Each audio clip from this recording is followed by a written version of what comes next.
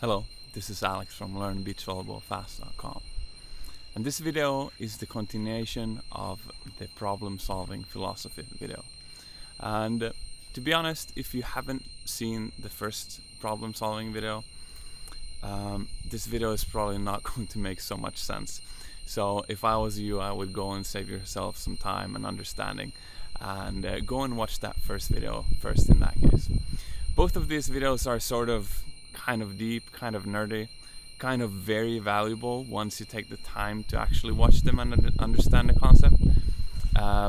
But these are not some sort of quick fix videos. They're actually going to take some mental capacity to think through and understand what sort of implications they're going to have. And now, if you have watched the first problem solving philosophy video, and if you liked it, which I hope you did if you're here watching this video, we're going to flip sort of the concept the other way around and sort of see where it ends, like how far can you go. And it's going to have some very practical implications as well, and we're going to go into more examples from the last concept as well. So if you liked the last video, you are going to like this one too. And just as the same as the other one, there's probably going to be an MP3 podcast version of this as well someday. So if you want to listen to this while you're on the go rather than sit and watch this video, you can go below and there's going to be a link in the description if it's already existing. Otherwise you can write in the comments or my Facebook group or whatever, and we'll fix that. And just as the last thing before we start, I was going to record this video with like this sort of epic background here, because why not? But it seems like I'm kind of dark here in the screen, so maybe after all I'll find another spot anyway. But hey, at least I tried.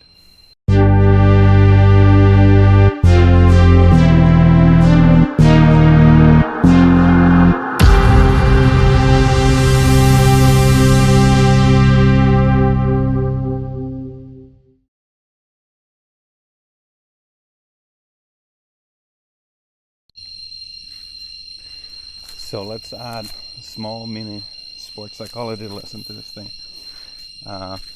First of all, I hope you like my hiking shoes. Second of all, they say that sports psychology, it's like maintaining focus, right?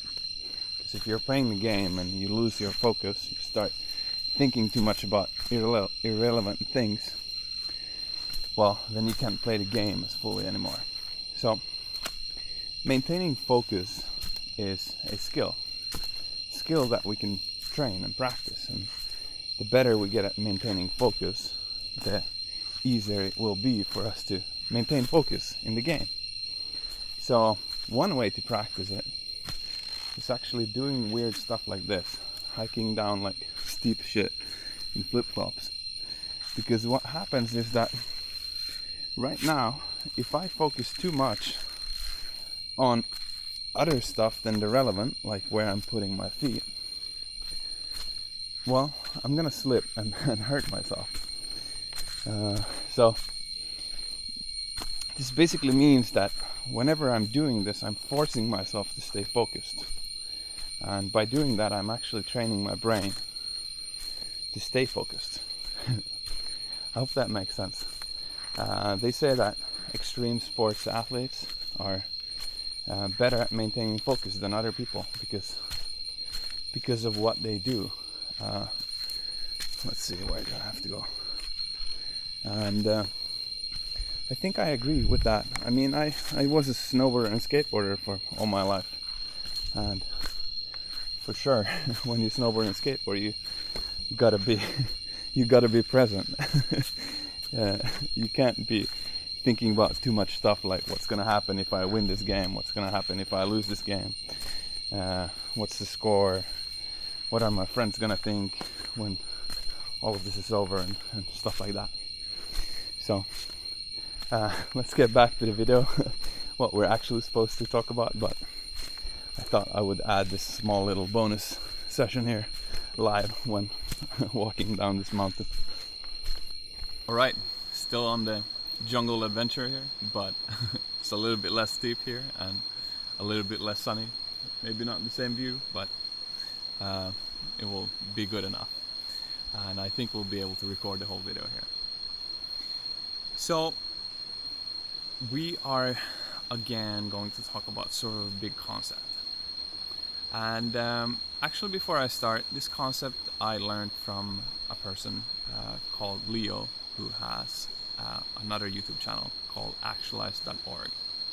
He does like advanced personal development stuff, very interesting concepts, theories for bettering one's life. And I'm sort of going to steal one of his videos here today. I'm gonna explain this concept and we're gonna apply it to beach volleyball.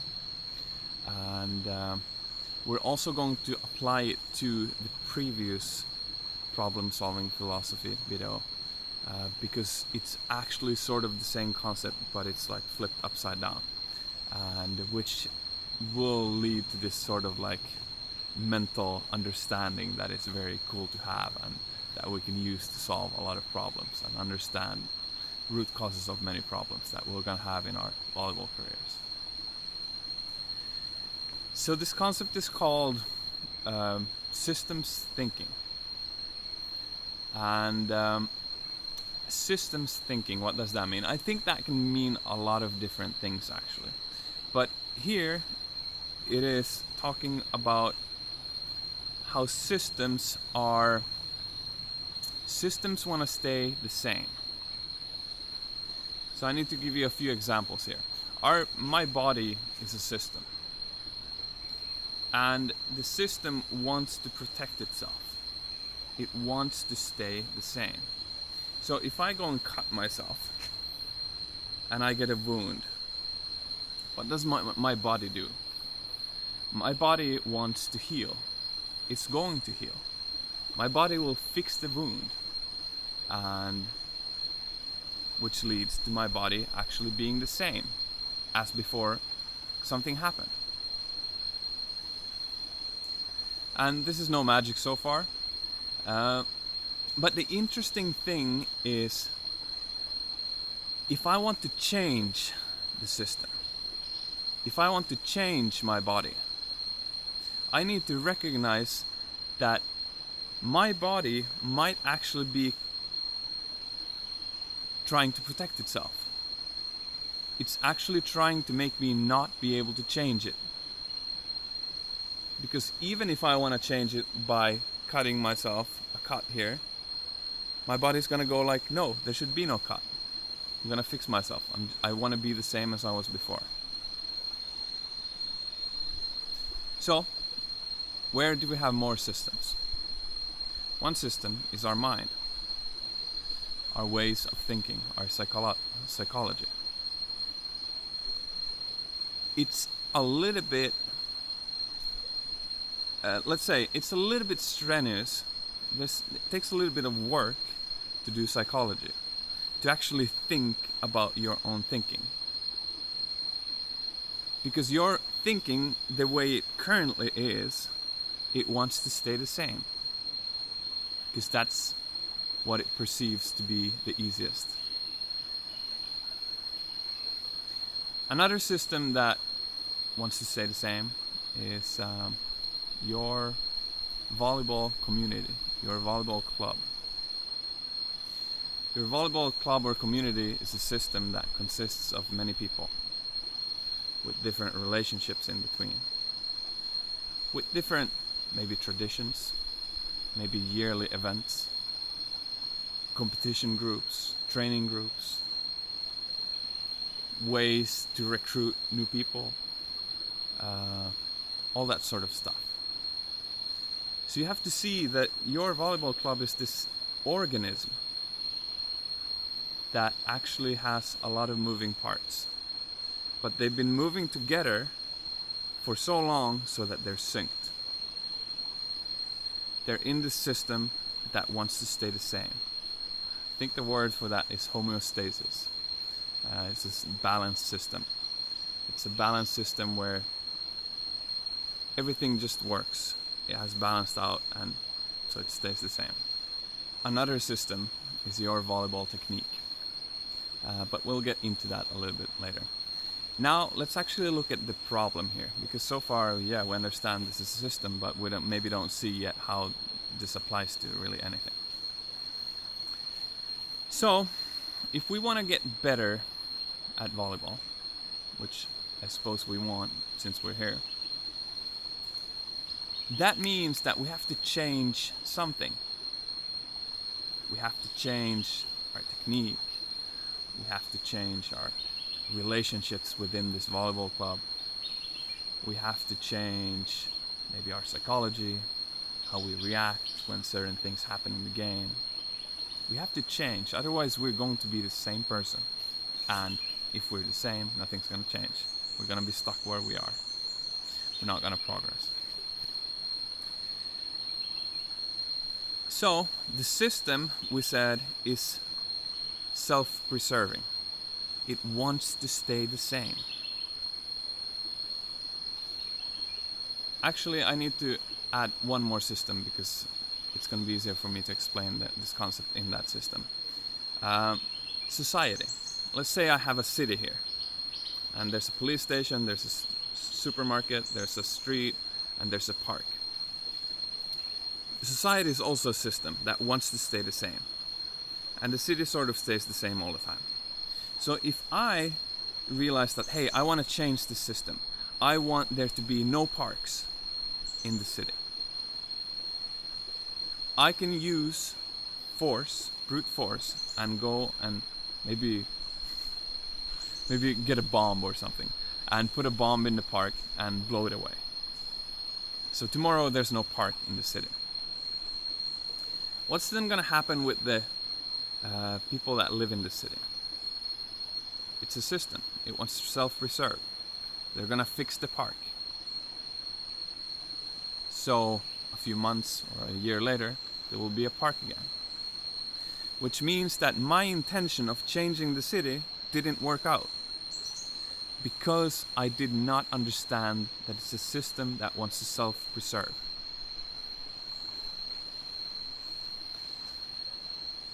Going back to the previous video, I had a problem that I tried to solve on one level of thinking. But because I didn't see the underlying levels of thinking of the system that wants to preserve itself, I failed doing my change. I failed changing the city because I didn't think deep enough. So, if we actually want to change the city, we actually want it to be parkless, what do we actually need to do? We somehow need to change the whole system. We need to understand all the forces within the system that wants the park to still be there. And we have to somehow manipulate every single piece that wants to keep the city the same as it was before. We need to convince all of those that there should be no park. And not until we actually accomplish doing that, convincing everything and anything that there should be no park, are we going to be able to have a city with no park. I hope that makes sense. But when we understand everything, then we can do changes. We can make changes. Because we understand the whole system. And let's take a second to connect this with the previous video. You might or might not already have done this, but I'll walk you through it anyway. There we talked about one problem and solving it at the same level of thinking. If that doesn't work, and if that causes you frustration, you need to go and think more subtle. Next level thinking. So you go more subtle. And you outsmart the problem. However, even at this level, you might still have another problem.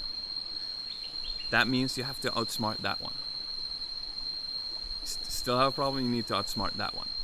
So you're basically outsmarting problems at a wider and wider and wider level. And if we have this small problem here, and then we outsmart it with that, and then we outsmart that with that, and that with that, that with that, this is basically the same as this is the whole city, but here's the small park. It's not enough that we make our bomb and get the park away. We also have to talk with the decision makers that decide if there's going to be a park or not. We also need to maybe convince all the citizens to tell the decision makers that there should be no park. We still might have a problem doing that, so we might have to understand the psychology of the citizens, another level, and we might still have a problem, so we might have to learn that psychology, and so on and so on. And I think you see how you eventually you will get to the full system. You will understand the whole city and how everything works. And that's when things become easy. That's when you feel like you have full control, like you can actually make things change. You can actually, let's go back to volleyball a little bit. You can actually make permanent, lasting change in your technique. You can actually figure this sports psychology stuff out. You can actually know strategically what you should practice next to become as good of a volleyball player as fast as possible. Because you see the whole picture. You know all the puzzle pieces, and you know in which order it makes sense to do them. I hope this starts to make sense for you. Okay, let's jump into one example here. And later I'll sort of recap all of these theories we've been going through in these 2 videos and give you even more examples. But let's do this first. So, you might have seen, I believe it's the second video in my video analysis series. I'm actually analyzing my own spiking technique. The spiking technique is a huge, it's movement after movement after movement after movement. It's, it's passing, getting yourself into position, doing the approach, jumping, arm swing, hitting. There's a lot of moving parts here. It's a system. What most people fail to recognize is that they think they can just go and look at a part of that system. They see like your arm swing is like, it's, I don't know, let's say something. You're not having a wrist snap. You don't like snap the ball at the top. And they see that and they're like, so that's the solution. You just have to wrist snap the ball.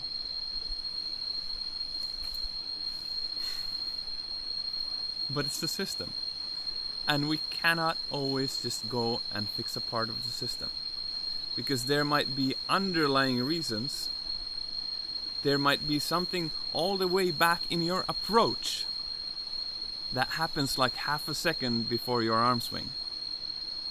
There might be stuff in your approach that makes your arms be out of sync with your jump, which then makes your hands and arms be late in the jump, which makes your arm swing off tempo or weird or off timed. But if you never recognize this, you can spend years trying to fix your wrist snap, but it's not gonna work because you never took the time to understand the full system. Does that make sense? Of course, in later videos we're going to fix all these problems. I promise you that. But sometimes it's nice to know this sort of nerdy stuff like the philosophy before. Another thing. If we want to change technique, which I believe most people want to do in at least some degree if they try to get better at beach volleyball, we are again changing a system. Our bodies are a system with habits, with motor habits, with patterns of how we move, and that's how it is. So basically changing technique, we are changing the system. One thing that I did, I thought to myself, I wonder if someone has ever researched how our bodies learn. Because that day I saw that, hey, in the coming years I need to change a lot of technique to become a better volleyball player. What if I spend just a little bit of time in the beginning of these few years trying to understand how our bodies learn, trying to understand maybe some research about motor habit building? Would that maybe help me in the long run? Would it maybe make me a little bit more efficient at changing the technique, which then when I have to do this over and over and over again, I'm a little bit more efficient than I would otherwise be, which means that I'm going to save a lot of time in the end. And it amazes me how people don't think like this. I have so far never met any player or coach that has taken the time to read a full book on motor learning. So a part of this YouTube channel is going to be to spread information about that. But your body is a system, and if you don't know how to actually teach your brain new movement patterns, your brain is going to do everything it can to stay in the homeostasis, the stable way to be. The old ways that worked, right? Your brain doesn't understand that your technique is funky. Your brain only understands that your technique is what you've been practicing before. And what you've been practicing before, which hasn't made you die, or hasn't made you do anything less than maybe lose some points in volleyball, which is not a life-threatening thing. Your brain doesn't want to change that. Your brain wants to stay easy. It wants to be comfortable. So we need to find some hacks. We need to understand our brains a little bit to actually be able to change things easier. I'm gonna add a little side note here, because a lot of people teach this like this is sort of the hard work that you just have to do in the beginning. Suck it up. It's not fun. You need to do it anyway, kind of stuff. I agree to that to a certain point, because there is some work to be done in the beginning to actually be able to do these changes. Even I had to spend maybe 20-30 hours. It was a thick book about motor learning that I read. I had to spend that time to read that book, which could be sort of viewed as hard work by some people. But curiosity is the key to this. Because as long as we understand that it's more interesting to live if we're curious, sort of like kids. Kids always want to go to the next corner and see what's behind the next corner as well. You know, they want to go on adventures. I've been on an adventure here today on this mountain. I found stuff that I didn't think I would ever find, and it's been interesting. So it's interesting as a human being to develop, to understand new things. And as long as you understand that this curiosity is actually not hard work, it might even be the most fun stuff you do. Challenging yourself, asking yourself a little bit bigger questions sometimes. I asked myself, do I know how our bodies learn new movements? And I was like, probably not. So let's go research it. The research was fun, and now I've saved probably years of what I would have otherwise accomplished, just because I was curious. So yeah, that was a side note. Every time someone says you just need to suck something up, you need to work hard to get started, I would suggest try to just be more curious, and it might just happen as a side effect from that curiosity. So I already talked about your volleyball club being a system, and how your volleyball club doesn't want to change. But the same thing applies here. Let's say that you have this idea. You want your volleyball club to start running your competitions in a different way, because you just see that this way would work better.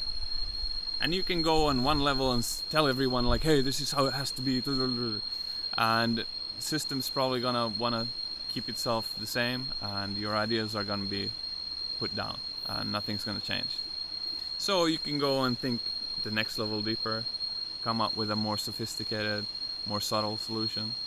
Maybe you explain to your volleyball club why you think it should be, why the change should happen. And if you're lucky enough, that will be enough. But you might not have understood the whole system yet, which means that you have to go more subtle. But as long as you just keep on doing this, it will work out. Another system is your whole sort of life and your lifestyle. We're talking about learning beach volleyball here, but of course, if you don't have, for example, time to practice volleyball, you don't find time to. I'm not gonna say that watching these videos is crucial for learning volleyball, but let's say that they would help you, but you don't find time to watch these videos. Well, your whole life is a system, and you just have to figure it out until you can make it work. It's quite simple, but sometimes it's good to get simple stuff explained to you, because we tend to forget about the most simple things sometimes. Alright, so let me recap these two videos a little bit. We have talked about 4 things. First of all, it was the Einstein quote: you cannot solve a problem with the same level of thinking as where the problem came from. Second of all, it was the Fred Gratson sort of thing, which said that the solution to a problem always lies in the more subtle. And these two are sort of the same. Third concept was the happiness concept, or maybe lack of frustration concept, where we can actually use our own well-being or happiness or whatever as an indicator on if we are trying to solve problems at the wrong level of thinking. And the fourth is the systems thinking, having to understand the full system to actually make lasting change in the system. And this is very much the same as these two, because every time you go more subtle, you get closer and closer to understanding the full system.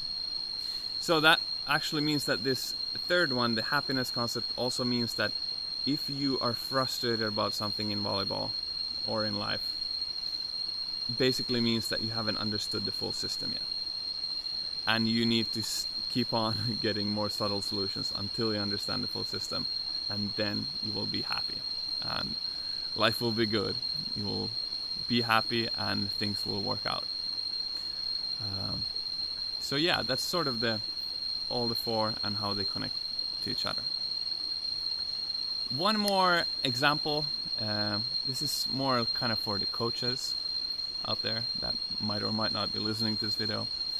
A problem you could have as a coach is to get your players to listen to you, to actually get them to understand what you mean, to actually get their techniques to change permanently, to actually make them want to do what you want them to do.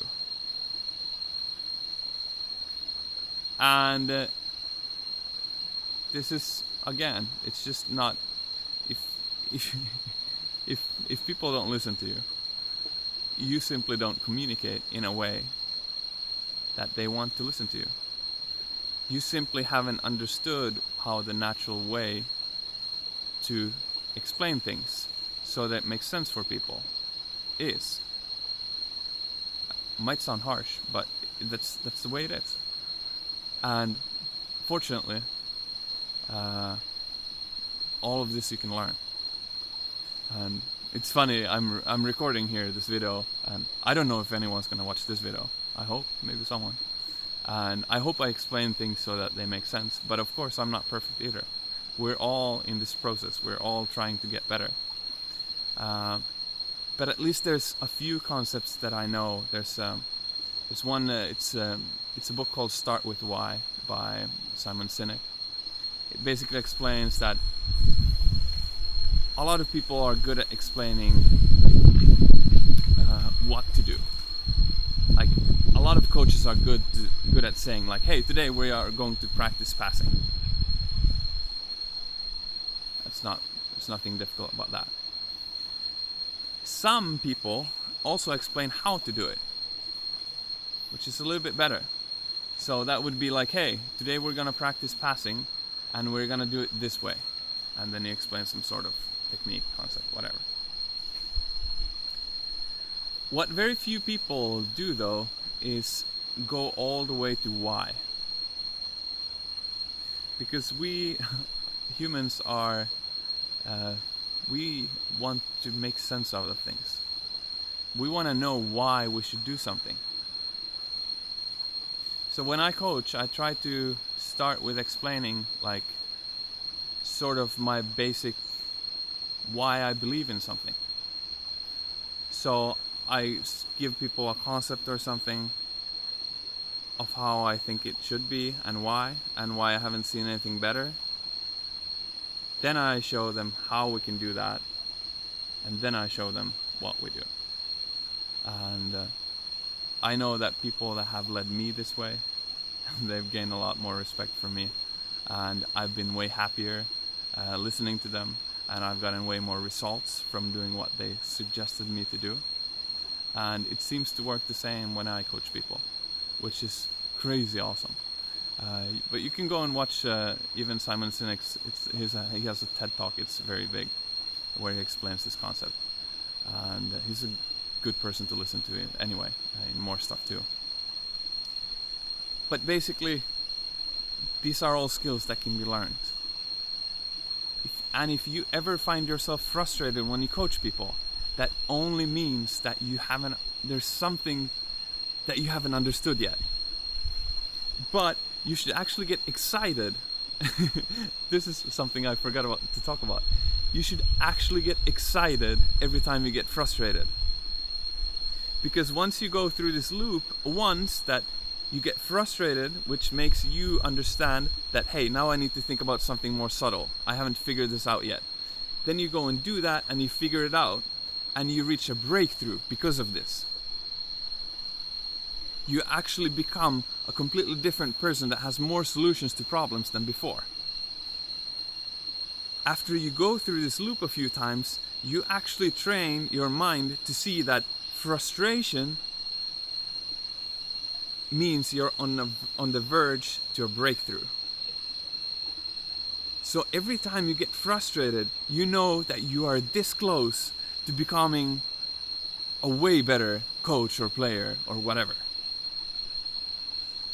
Isn't that sort of interesting? I at least find that very interesting.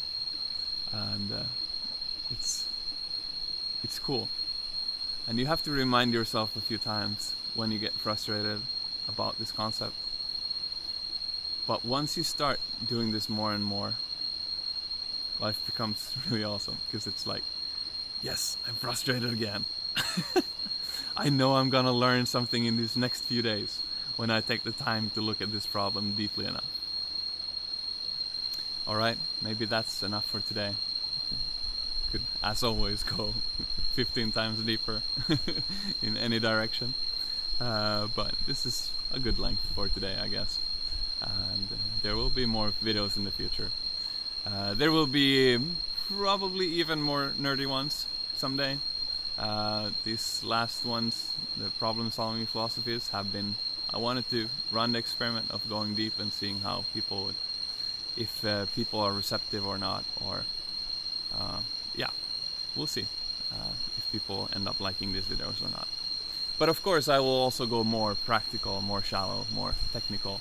I think I'll be talking about hand setting in a while, because I find, as I mentioned in the previous video, I find hand setting to be sort of a hack on how to hack yourself in a volleyball community.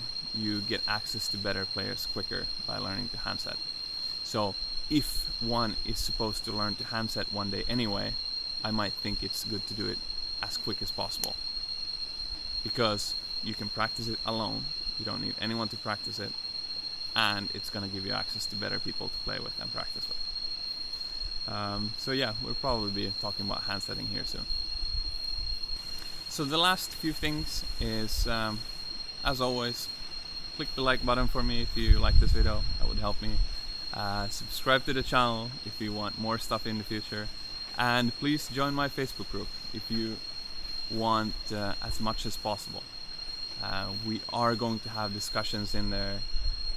There's going to be even more possibilities to have questions, and maybe we'll even do live question and answer sessions one day and all kinds of stuff. Just join it will be good. And you will meet like-minded people, other people that want to get better at beach volleyball, and who knows what that can lead to. The internet is big, and all of a sudden you might meet someone. I met actually on this mountain here just 1 hour ago, right before I started recording. I met another guy that is doing a YouTube channel, and it's awesome what happens when you just open up the possibilities to meet like-minded people, because all of a sudden you have someone to talk about this stuff with. Right? It's cool. Another little thing that I wish someone had told me earlier, is I just said that it's nice to have conversations with people about this kind of stuff. Because if you and your friend had watched this video, both of you, you could actually sit down and have dinner and discuss this video and how it applies to even more than the examples that I have given you. And those conversations tend to be super insightful and very fun to have. And what I wish someone would have told me when in the beginning of when I started reading, watching videos more, is please get some friends to do this with you. Because it's so much more fun to learn sort of big thinking like this when you have more nerds with you. And also your friends, maybe you're practicing with your friends currently. And it's going to be a little bit frustrating when you see that they want to practice in this old way. They want to try, they don't understand the whole picture. They think they can change this little thing, and they just keep on repeating the same mistakes over and over and over again. And you're gonna start going like, guys, you need to stop and look at the big picture here. And of course that would sound funny, but if they would actually take the time to understand the big picture, they would be like, holy shit, I was so blind. Why did no one tell me this before? So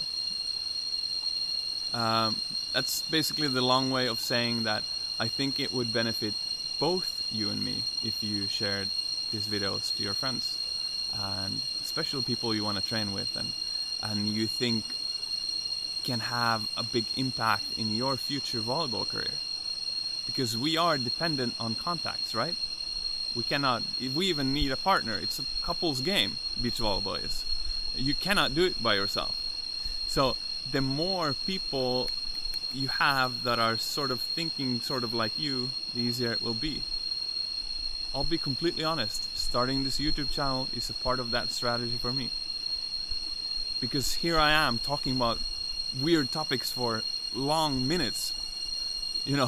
This is not something I would just throw out in 2 minutes at a volleyball practice. I can't. It takes too much time. So yeah, I'll be completely honest. Probably the people that take the time... I'm sorry, there's a spider on the camera. Probably the people that I know and I practice with that happen to take the time to watch these videos, we might be able to do better, more efficient practice in the future. And because of that, we might learn faster. And the ones that didn't take the time to understand the big picture, they can repeat doing what they're doing. They're going to learn as well. But there's a chance that it will be more efficient for the ones that did take the time. So yeah, I guess share the video if it was insightful for you. And if not, that's fine too. It's completely up to you. But at least now you know why I think it's strategically good for you to have your friends on board with this project, if you find value from this project. Cool. So thanks for today. I'm gonna continue walking down this mountain, and see you next time. By the way, one last thing, if you actually made it all the way here and you're actually seeing this. As I said, these long videos that I've made, these 2 long videos I made, they were an experiment of mine. I have no idea if these are too long for people to watch, too nerdy, too deep, maybe too repetitive. Maybe I spent way too much time explaining sort of simple concepts. Maybe I should have explained them in 15 minutes instead. I sort of believe I shouldn't have, but who knows? So actually, I would be super thankful if you gave me any feedback, any like hints of like how I should change it to make it better or anything. Maybe they're so long that you start zoning out, like you cannot keep your focus all the way through. Maybe they're not, maybe they're interesting. Maybe you want them to be longer. Maybe you want even more examples. I have no idea, but I would be super, super, super thankful if you could give me some feedback with that. I've gotten feedback on my around 15 minutes videos that they're actually surprisingly it's surprisingly easy to watch them, even though they're sort of lengthy. But this is a way longer video, so it would be super nice if you could give me feedback on how it goes to watch this. Yeah, thank you.